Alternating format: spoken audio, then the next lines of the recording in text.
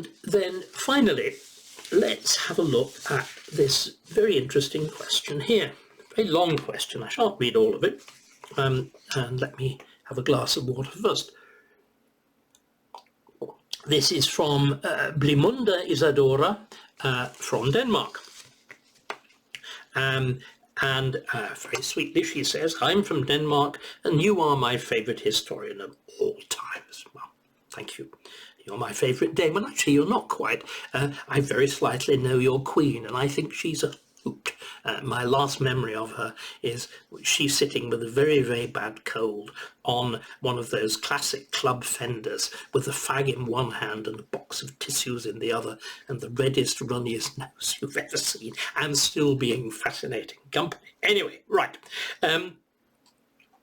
She points out, this is Brimunda and not Queen Margaret, points out that she's gone, she says, I have a question for you. What I've always learned is that Anne Boleyn's miscarriages came after the birth of Elizabeth in 1533. But she has been exploring, Blimunda has been exploring the extraordinary riches of material which is now available online. This is the website, British History Online, and you will find there versions, online versions of most of the great calendars of state papers, the calendars of letters and papers of the reign of Henry VIII, and also the calendars. These are, what is a calendar? It's a putting into chronological order of a series of documents, but it's not, you don't do a full transcript of the document, you do an abstract, a précis, a translation of the documents. And in the Victorian period, you know, we had gunboat diplomacy, but we also had gunboat scholarship. We sent scholars into all the great archives of Europe, into the archives in Spain, Simancas, into Venice. And they effectively pointed a gun at the archivist and says, hand over the papers that relate to the history of the greatest country in the world to Britain. And you then go ahead and you draw up these astonishing calendars, which is one of the reasons that 16th century history is so densely explored, because of the work the Victorians did. The Victorians create the railways, they create our industrial foundations, they create our great cities, and they lay the foundations for modern historical scholarship. Anyway, one of the things that the Blimunda discovered was a document which is dated, very good, December 30th, 1531, from a person named Dr. Otis to Charles V, actually not Charles V, it's to his wife, the Empress. And what it says is, I'll read it now. Wrote by the last post the state of the Queen's case. This is poor Catherine of Aragon, that date, December 1531. It is reported here. Where is here? You don't say that. You don't mention that fact, Blimunda. The here is Rome. The letter is dated from Rome. Ortiz is a Spanish envoy at the papal court. It is reported here, certain, that the Queen is 20 miles distant from the court by the King's orders. This is a manifest commencement of disobedience to the Holy See and of schism. As it is required a speedy memory, he's asked the Pope to send a brief ordering the King, on pain of excommunication, to treat the Queen as his wife and to dismiss the wench, it's actually a ruder word, prostitute, the tart, who has miscarried. Right. One of the things that I've been doing in this series, Blimunda, is going on about the importance of evidence of contemporary documentation. But that does not mean that every contemporary document is right or tells the truth. Here we have a plain statement in December 1531 that Anne Boleyn has miscarried.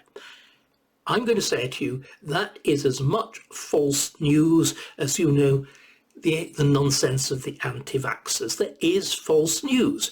How do we know it's false news? Well, look at it. He's in Rome. He's not actually writing to the emperor. He's writing to the empress. These are essentially women's tales. They are gossip that's fanned out from the English court that will have got into the diplomatic bag and that he has picked up in Rome. But that doesn't mean that we just discard the whole letter, because elements of the letter are absolutely true. 1531 is the year of decision. At the beginning of the year in England, the convocation had been browbeaten into accepting Henry VIII as supreme, that's the Parliament of the clergy, into accepting Henry VIII as supreme head of the church, but with that all-important clause, insofar as the law of God allows, which of course made the statement meaningless, because canon law was perfectly clear that the head of the church wasn't the king. The head of the church was very definitely the Pope as supposed heir of St. Peter. So what you've got is that's the position in England. We are on the eve of an acknowledgement of the royal supremacy, which will open the whole gates to the divorce. In Rome, on the other hand, the king's case has been definitively rejected. So you've got one world of reality in Rome, you've got another world of reality in England, and the two are miles apart. Something has got to give. And what gives, unfortunately for her, is poor Catherine. The instrument that Henry has, that he sees as one that he can apply pressure to, as it were, bring those two worlds together, is poor Catherine. Catherine, of course, cannot be subject to the horrors that those of his wives who are English subjects, Anne Boleyn and Catherine Howard can be. There's no question of execution or anything like that. And the English, on the whole, seem to have, for reasons that aren't entirely clear, a healthy mistrust of poison. As our Italian neighbours didn't in those days seem to have any doubts about at all. The English, in other words, we're very legalistic then and now. Formal legal process is preferred. But what Henry does is begin the process of separation from Catherine. He's right up to this point, Catherine had remained nominally queen. She lives, of course, it's possible to do this because the king and queen have got entirely separate quarters in the palaces. Normally they meet, their bedchambers, you get the sequence of rooms from the guard chamber through the presence chamber, through the privy chamber to the bed chamber to the closet on both sides of them. And there is a gallery that links the closet, the most private room of both king and queen. You can see it very clearly still at Hampton Court. Even though it's a 17th century version of the plan, there's a private gallery that links the two closets and bedchambers together. Quite simply, what happens once Anne Boleyn has come along on the scene, that corridor is never traversed.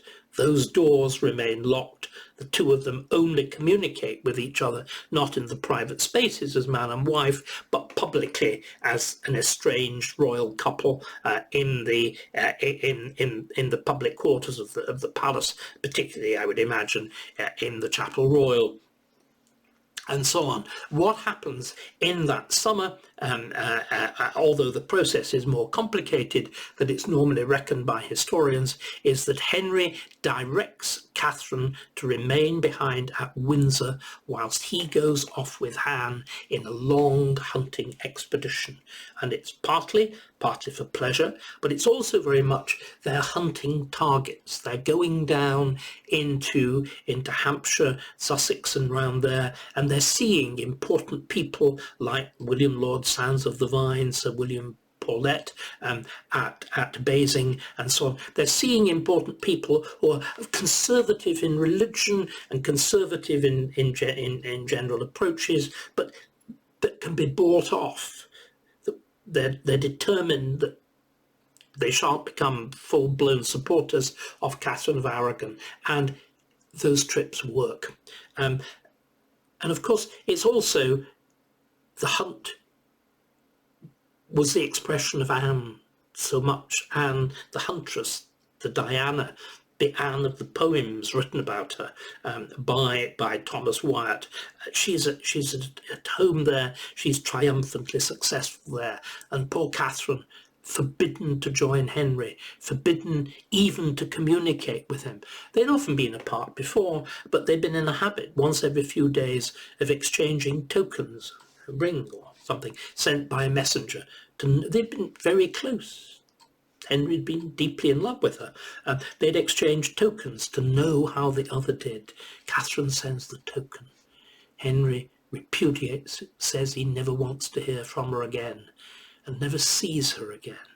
And then the worst thing happens of all. Mary had been living with Catherine. She's then separated from her, and mother and daughter never see each other again. The psychological pressures are brutal and are extreme. And so this is the background to the 80th letter. But the most important thing to remember is Henry and Anne, heaven knows what they were doing. The letters that are exchanged are intimate. He praises her breasts and all the rest of it, pretty duckies, nuzzling them and whatever. Heaven knows what forms of intimate activity they had. The one thing that I think is absolutely certain is they don't have full sex, procreative sex. The reason is very straightforward, or rather there are two reasons. Anne clearly is holding out for marriage, and Henry wants a legitimate heir, an heir that is unchallengeably legitimate. That is his aim. He's confident he will have a boy, but it's got to be a legitimate boy. After all, what is the point of having another royal bastard? He already has one. He already has the Duke of Richmond, Henry Fitzroy. He wants a legitimate heir. So this is wonderful exercise, and Bill Munder, thank you very much for asking it.